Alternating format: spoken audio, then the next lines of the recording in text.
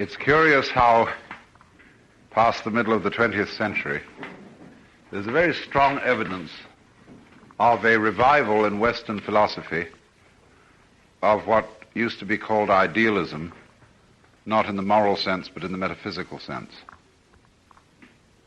That is to say, of the feeling that the external world is in some way a creation of the mind. Only we come to this point of view with very different assumptions than were held by people like Hegel or Berkeley or Bradley, the great idealists of the European metaphysical tradition, and probably rather more akin to similar trends in Buddhist philosophy emerging from India about 400 AD. The difference of approach, the difference of the way in which today this thing arises and the way in which it arose in the thought of a man like Bishop Berkeley is that the new idealism has a kind of curiously physical basis. When one would argue, everything you know is in your mind, and the distance, the feeling of externality between you and other objects and people is also a content of consciousness. And therefore it's all your consciousness.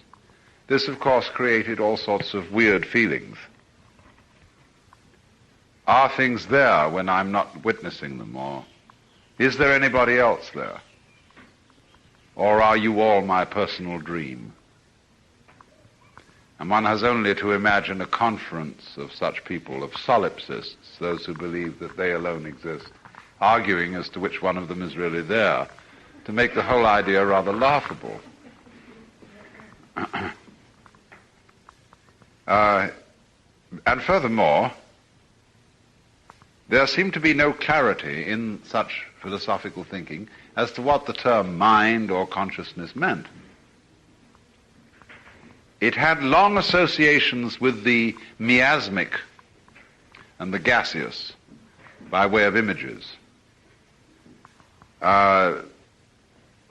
Mind and soul and spirit were always vague and formless. And matter, by contrast, was very rugged, craggly. And how these two ever influenced each other, nobody ever could decide. Because all properly behaved ghosts walk straight through brick walls without disturbing either the bricks or the ghost. And so how can a mind incarnate in a material body move that body in any way? This was always a puzzle. So people began to think that the differentiation between mind and matter was of no use. Because actually what happens in making such a differentiation is that you impoverish both sides of it. When you try to think of matter as mindless or mind as immaterial, you get a kind of a mess on both sides. It's the same way when you get a mystic who's not a bit of a sensualist, and a sensualist is no whit of a mystic. Such a sensualist is boring.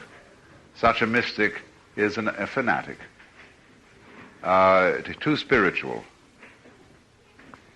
It's the same when we divide the medical profession from the priesthood. Both are losers. Not just because they lose their so-called opposite half, but the problem is when you separate a doctor from a priest, you do more than create a specialization out of what was originally one field. You create two specializations. Because a priest-physician is more than a priest plus a physician. By having, as it were, the binocular vision from medicine and from religion, he just doesn't see two added areas. He sees the area in three dimensions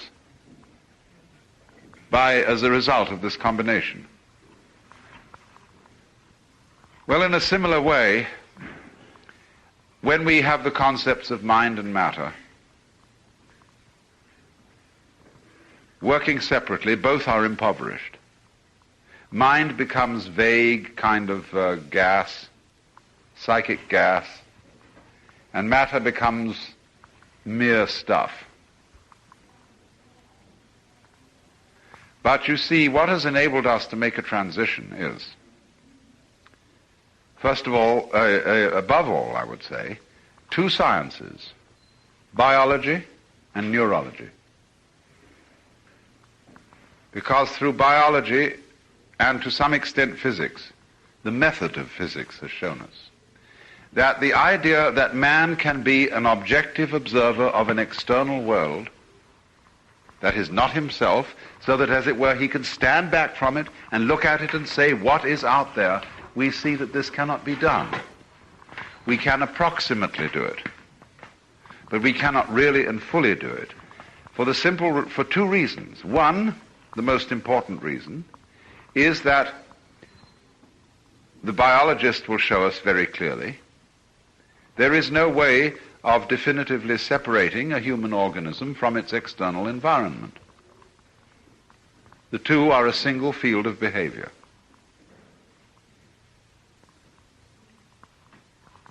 And then, furthermore, to observe something, either simply by looking at it, or more so by making experiments, by doing science on it, you alter what you're looking at.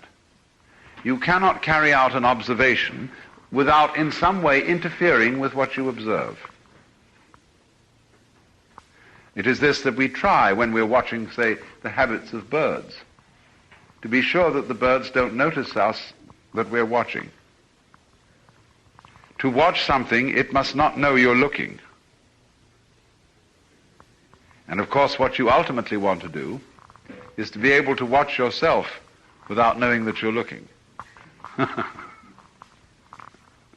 Then you can really catch yourself not on your best behavior and see yourself as you really are.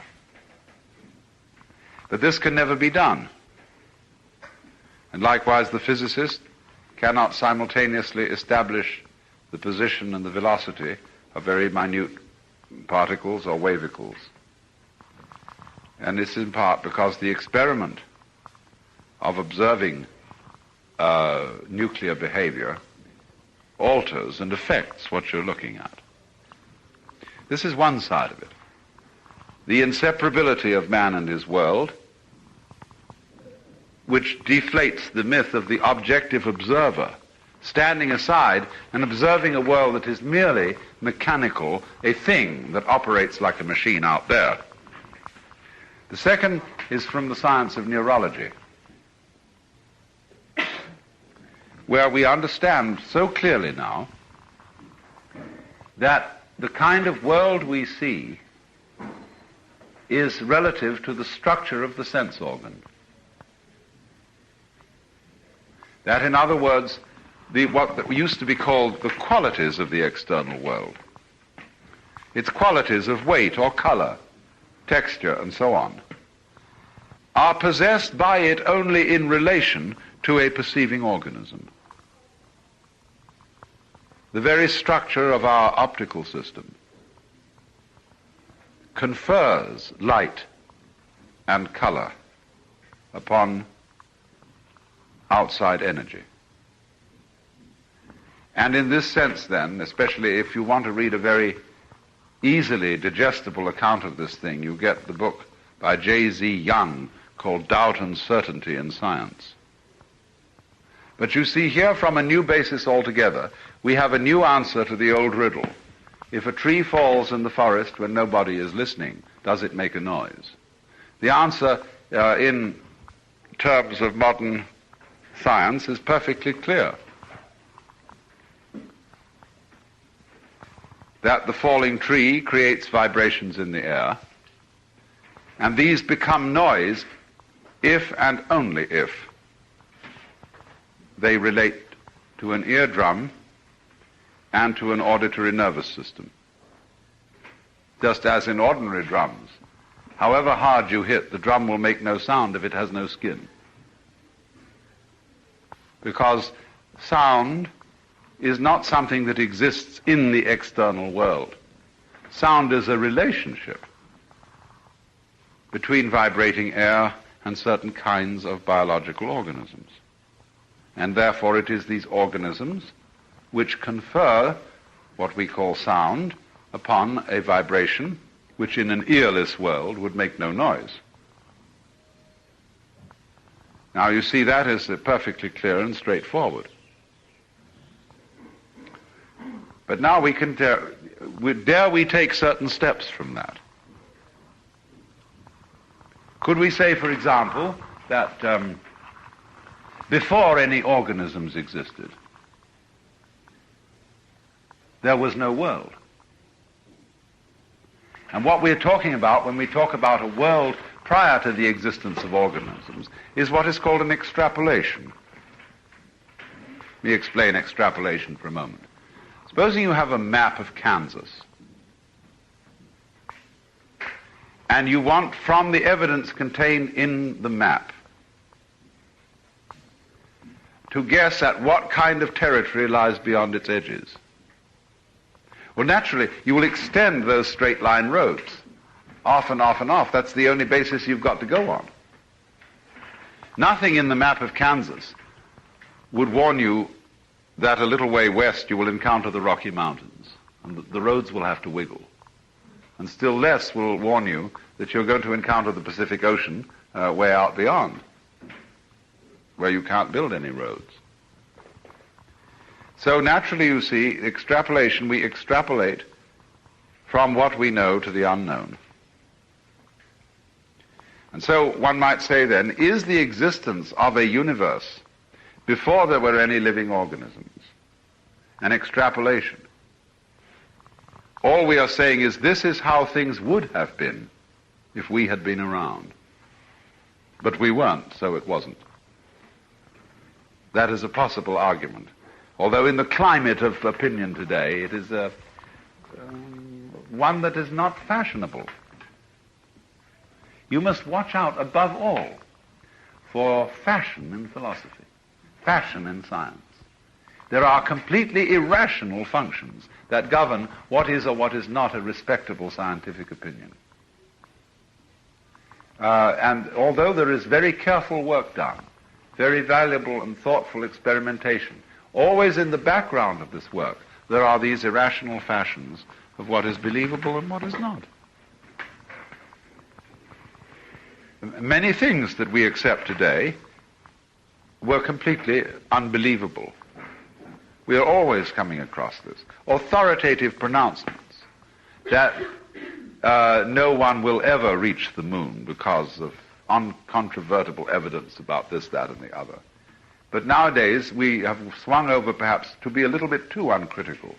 And as Norbert Wiener warned in his book, The Human Use of Human Beings, we must not take science as a sort of fairy godmother and say, well, we have all these problems of overpopulation and lack of water and so on, but science will solve it, don't worry.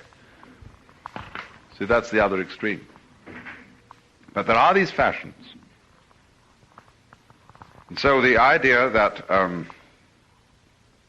the world is in some way, you see, therefore, one moment you let this little idealism thing under the door, and I remind you, I'm using idealism not in a moral sense, but in a metaphysical sense, as opposed to some sort of materialism. Now, the moment you let that in under the door, if I can possibly realize that the way the world is evoked by the structure of my organism. It is that way. All mountains and suns and moons and stars are the inhabitants of a strictly human world. Perhaps insects, with their different sense organs, have a very different universe, and that is an insect universe. This is, again, it seems to be a recrudescence of what used to be called the pathetic fallacy, which was the attribution of human qualities and emotions to natural phenomena. The wind sighs in the trees, and my heart is sad. And somebody comes along and says, it isn't the wind that's sighing, it's you. True and not true. Because you wouldn't be able to sigh if there were no wind. And you sighing and wind blowing go with each other. I've invented this new word, go with, G-O-W-I-T-H, or goes with. It is to replace the idea of causality. Certain things go with each other. And sighing wind goes with a same world in which there are human hearts and human emotions. And if there were not a world with human hearts and emotions, there would be no wind, and if there were no wind, air, there would be no human hearts and emotions. It's a transaction, it's reciprocity. So, in the same way,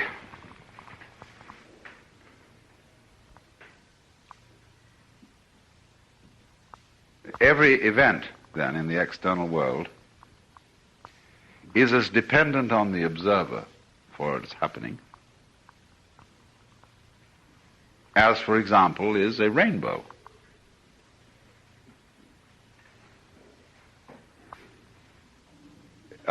You can say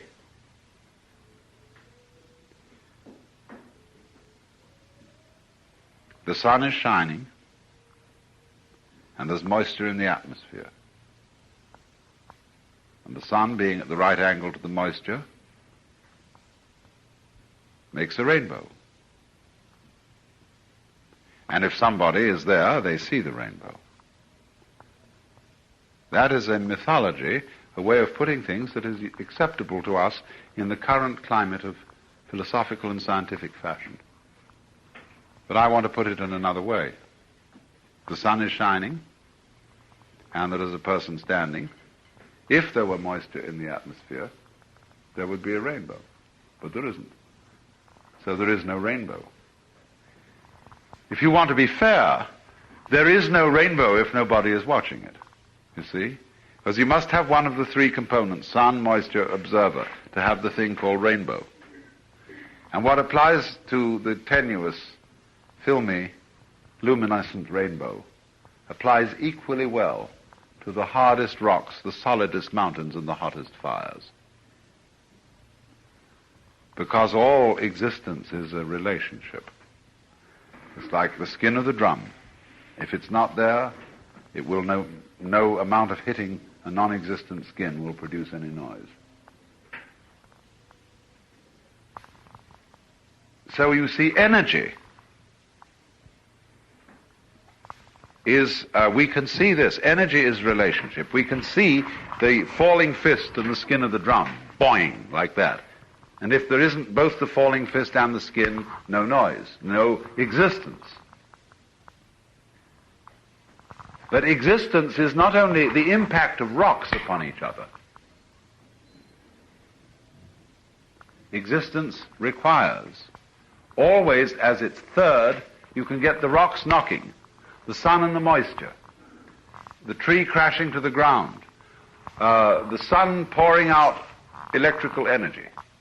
But none of these things constitute existence until related with the neurological complex.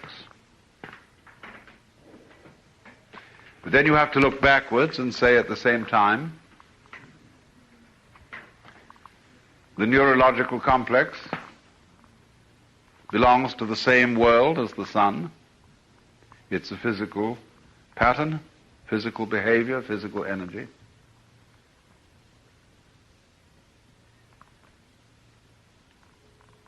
But it takes this complexity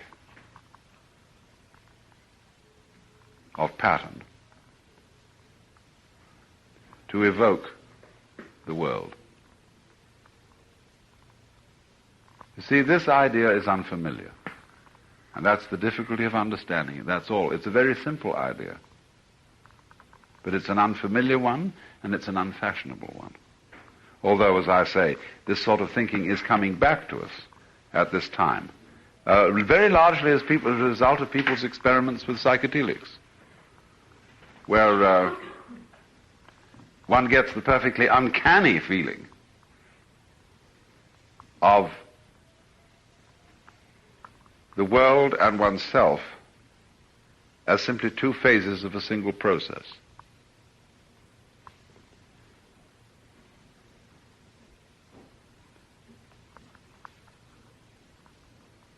Well, as the rainbow metaphor illustrated, we arbitrarily favor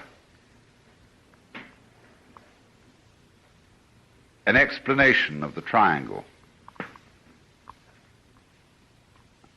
the impact of energies in the external world, and an observer of this impact, which, as it were, energizes or realizes them, makes them real.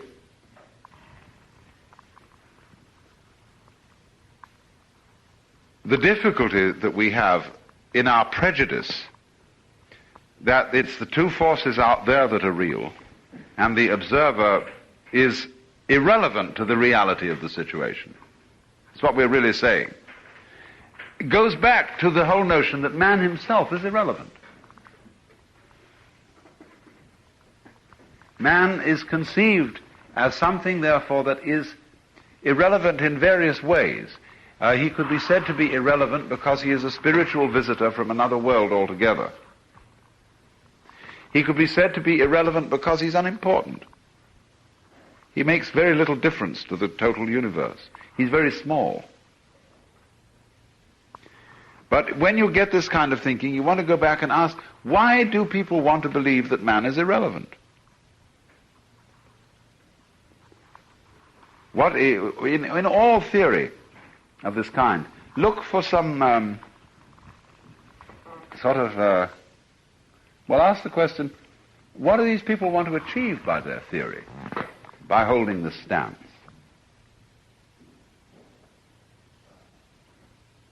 And it was fashionable in the 19th century to look upon man as irrelevant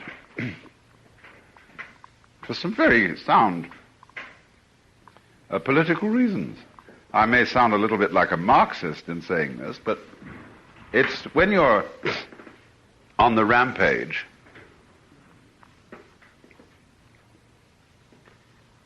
you have to believe either that you're the representative of God Almighty and doing everything at His bidding, or that what you're doing isn't really very important. Either position will give you an alibi for behaving like a barbarian. So the great put down on man, that our little affairs are of no concern to God, thank heaven He's not watching anymore. And we can get away with murder, which is what we wanted to do in the colonization doings, especially of the 19th century, and the outrages of the two world wars. There is no God watching anymore. You know, teacher has gone out, boys, let's raise hell. That was a way of getting rid of teacher. You know, God is dead, let's have a drink.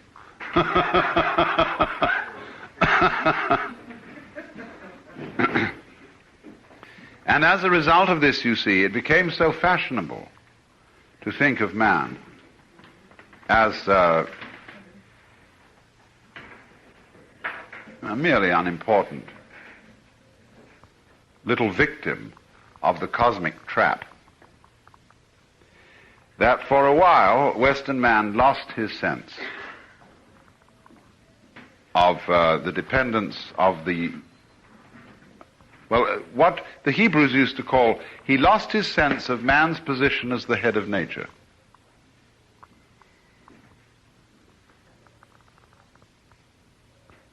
And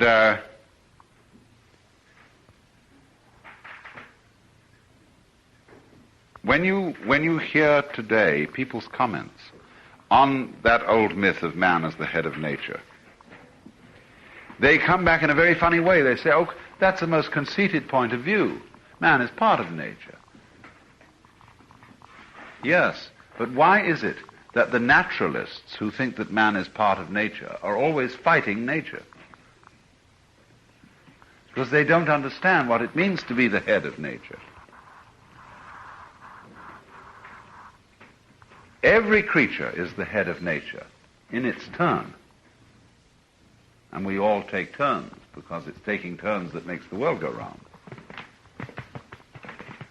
Every creature in its turn is the head of nature, because each creature creates the world in its own image.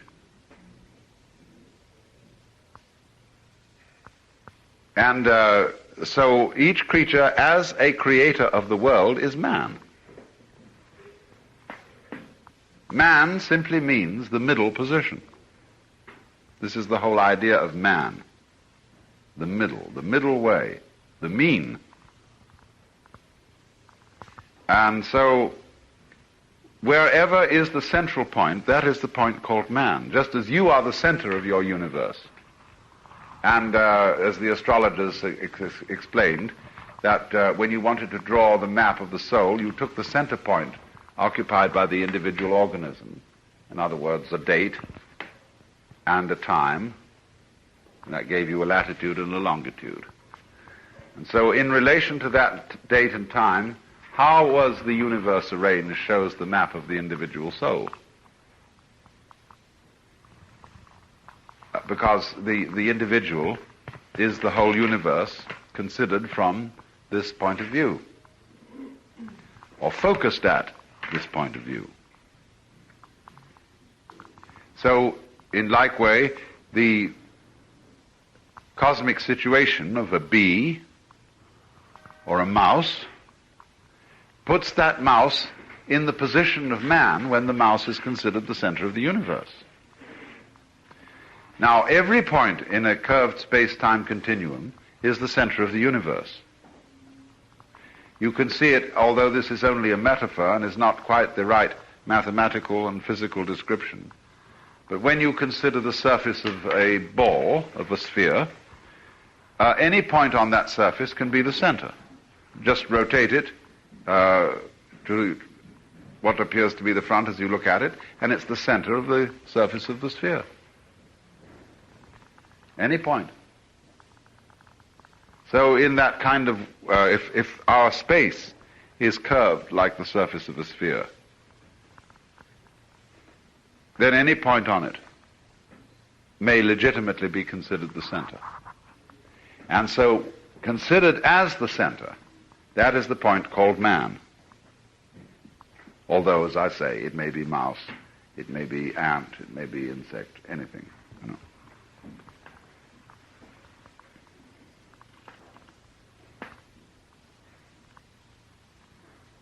But this becomes inconceivable and unimaginable to individuals who have no experience of themselves as center. And people who insist on the idea of being an objective observer, of standing outside and watching the individual, the world, as a kind of television screen or movie screen upon which there is a distant panorama of passing events. That person, by adopting that position, has excluded himself from the feeling of centrality. In fact, he rather looks down on the feeling of centrality. He says that is the egotistic situation. You think you're the center of everything.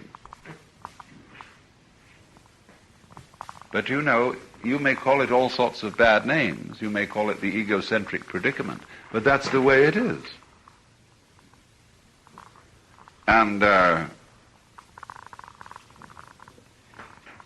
it's much less egocentric to accept it than to say, well, I'll go off and play my own eccentric game as an objective observer who is a sort of controller outside the world in that qualitative sense in which the monotheistic God is said to be outside the world.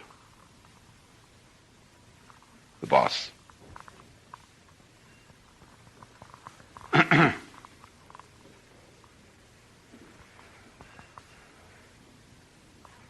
So then, if you take this to a very far extent, see how far we can go with it.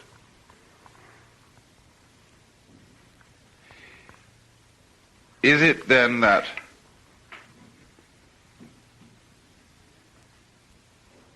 in the measure that you are the behavior of the universe, is the universe the behavior of you? I was talking at the beginning, you see, about the ease of understanding one way of looking at this and the difficulty of understanding the other, even though one implies the other.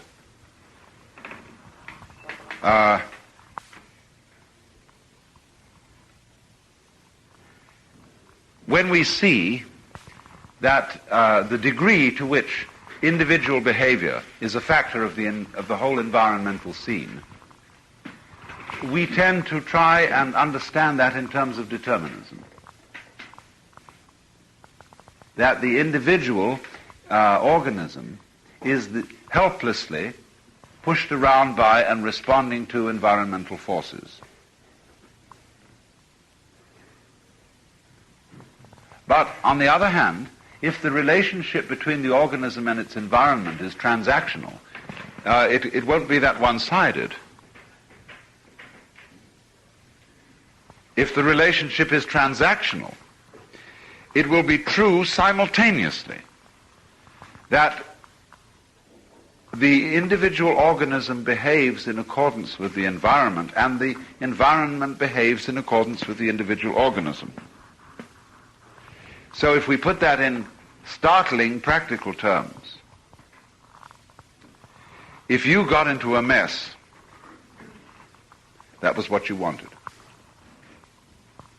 Will you say, I didn't know I wanted it? I certainly didn't think I wanted it. No, because that will be true. You didn't want it. So long as you refer to yourself only in terms of the conscious spotlight which scans experience bit by bit and which thinks about it. To the degree you identify your own functioning with that alone, then you will say of what happens to you, well, I didn't ask for this. It has nothing to do with me. I wasn't responsible. But as soon as you extend your way of looking at things and are not that myopic about it, you'll begin to see what is, I think, clumsily foreshadowed by Freud and Jung, especially Freud, in his idea of self-punitiveness, death wishes, and all these things, where he is trying to say of the unfunctioning of the unconscious, that when you get into a catastrophe, you were accident-prone because you wanted to punish yourself. Now, actually, Grodek is much better at this than Freud. Very few people know Grodek. Grodek really was behind a lot of Freud's ideas, and he wrote a thing called the Book of the It, Das Buch vom Es. And in this he explains a most extraordinary theory of the unconscious, which he doesn't, like Freud. Freud basically didn't trust the unconscious. That's why he felt that the reality principle was in irreconcilable conflict with the pleasure principle, and that this conflict would destroy human civilization. Grodek, who looked like a goblin with enormous ears, was a little man with really looked like a goblin, and he ran a sanitarium at Baden-Baden, where people who came for massage got psychoanalysis, and people who came for psychoanalysis got massage.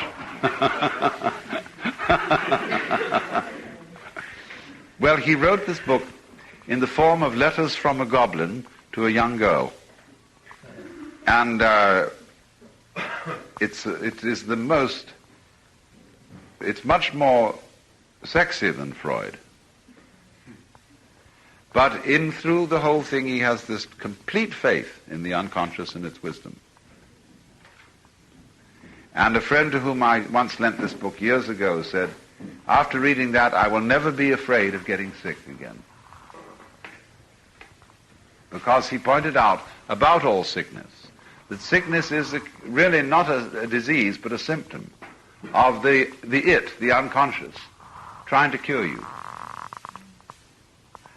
And therefore, just as one does not simply knock down a fever with quinine, because that would stop the work of the fever, so perhaps one should not knock down all sorts of diseases, because for purposes which we do not as yet understand, the unconscious is using them for a constructive purpose.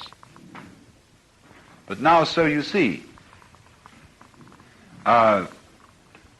this was something Freud was fumbling after. The notion of an intelligence in us greater than the intelligence of consciousness, and operating in an unconscious way. Note the choice of words. Why didn't he say superconscious? Because the climate of opinion at the time in which he was alive wanted to insist that everything below human conscious reason was stupid. That mere matter, blind energy, had displaced God upon the throne of heaven. But it comes back, you see, with Freud, that you cannot eliminate the unconscious as part of your essential operation, yourself.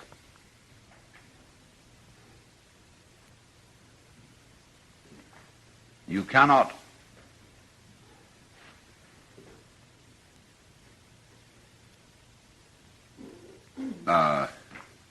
say, because you are an inseparable part of the world, you cannot divvy up responsibility and say, you should praise me for that, I should blame you for that.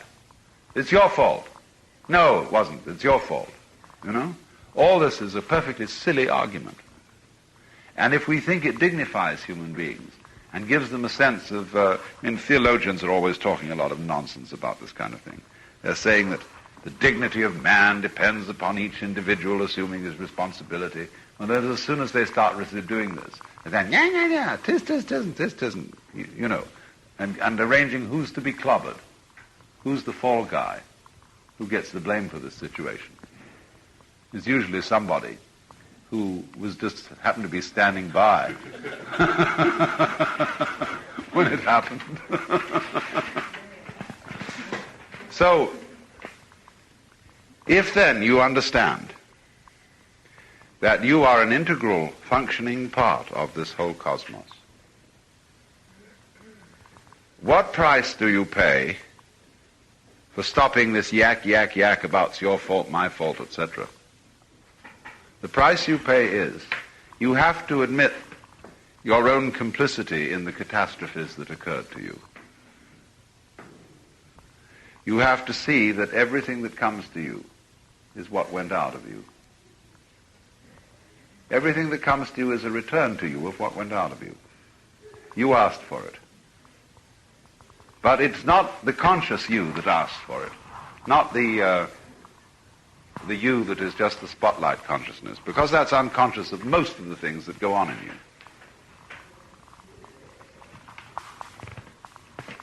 So you get a curious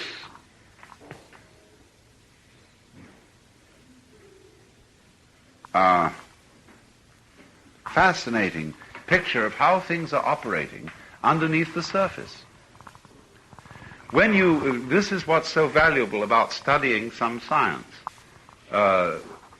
Take a very so-called simple science, like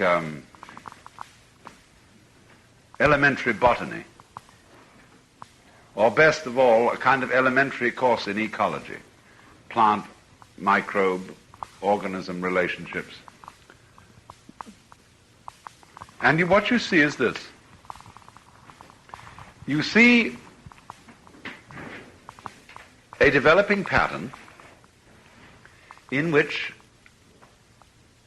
everything that happens gets integrated into the whole thing that's going on. That what is, from one point of view, say, the disease of a certain plant, is the method of reproduction of some other species. If we get, say, malaria from Anopheles mosquitoes, that's because Anopheles mosquitoes have an extraordinary reproduction cycle that involves their being parasitic to us. Now, if you take the Anopheles point of view, it becomes man. You see? So that as you study these systems, you see what is going on is, so we need a little bit this way. And somebody says, oh no, that's going too far. And then they say they pull it and it comes back, you see, now a little bit this way. And you get it going over here. And then they say on that side, no, that's too much. They feel a strain or something, and they say too much. So there's constant adjustment going on. And if you would examine, for example, the sharp edge of a leaf, you put it under a huge microscope, and there's a churning going along. And there are certain little elements, cells in that leaf, you see, that want to go way out there. And if they do, you know, the leaf is disintegrating into gas. And but then some police come along that line and say, hey, get back inside, keep in. So I'm saying, no, you're destroying our liberty. We want to go out. See, go, get in. And this whole thing, this clamor goes along the edge of the leaf. See? But from our point of view, it's a perfectly stable, clean edge. We're not looking closely enough. So our turmoils, our problems, our wars and calamities and atomic explosions mean if the planet blows up, that's going to be like Selig Morgenrath once showed me a great plant covered in greenfly. They were succulent and fat and having a ball. Came by the next day, all thing was grey dust. They'd eaten up the plant and disintegrated. As a fact of nature around here, we say, thank heavens for that. Those green flies just ate the weed up. And both of them were pests anyway. It works out in the balancing system of nature. So we are doubtless in the same situation. And only we have a kind of blinkers on, whereby we only see half the picture. We get the end of it, that it can push us around, but we don't get the end of it, that being pushed around is what we asked for. We evoked it all by the very fact that we're here. Children don't think that they are responsible for being born. They blame their parents, not realizing that they can't really separate themselves from their parents, that in the measure that, for example, I have sexual desires, I can really understand my father's predicament. And I couldn't possibly blame him, because actually I was the evil gleam in his eye when he approached my mother. I asked for it. Now, you can see in this that your relationship to the world as being responsible for everything that happens to you is not the same as an ordinary boss who would be a magician and say that all sorts of improbable things should happen. Rather, it is this. You will think, if you think of yourself only as the consciousness, then if you get some ideas from me about being in control of everything that happens to you, you will act stupidly as if you were the boss of the whole thing, like a kind of a lunatic thinking he's God. But if, on the other hand, you understand that your real self is the wisdom that is expressed in the intelligent form of your organism, then you won't fall into the error of thinking your relationship to the world of being that as its governor.